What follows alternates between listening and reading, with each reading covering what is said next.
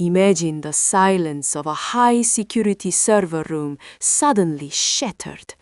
The heavy, pressurized doors of the kingdom's most sacred digital vault are not merely opened, they are obliterated.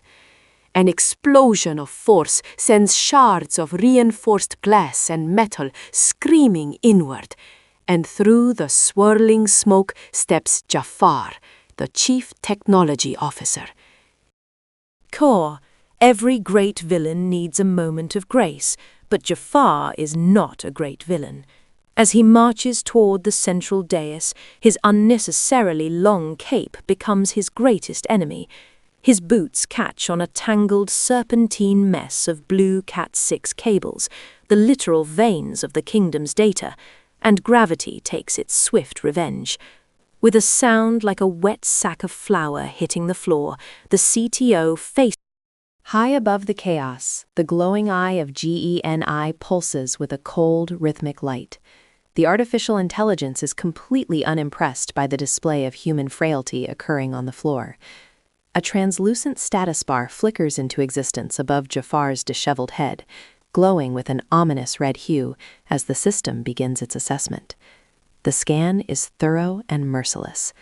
Villainous intent detected, the interface reads in a crisp sans serif.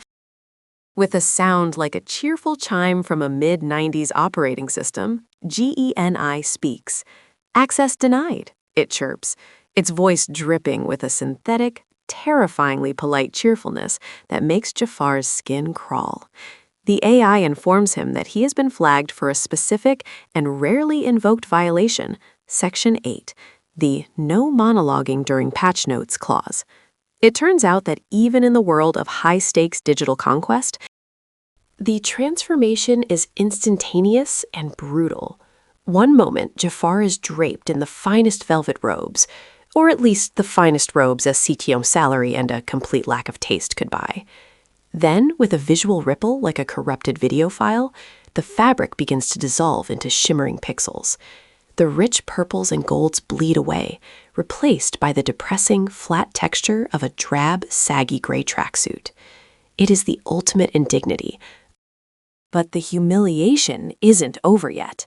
As the final bits of code settle, Jafar reaches for his golden staff, hoping to at least retain some semblance of his former power. But the Wi-Fi booster has undergone its own reset. It shrinks in his grasp, the plastic snakehead melting into a rounded, utilitarian shape.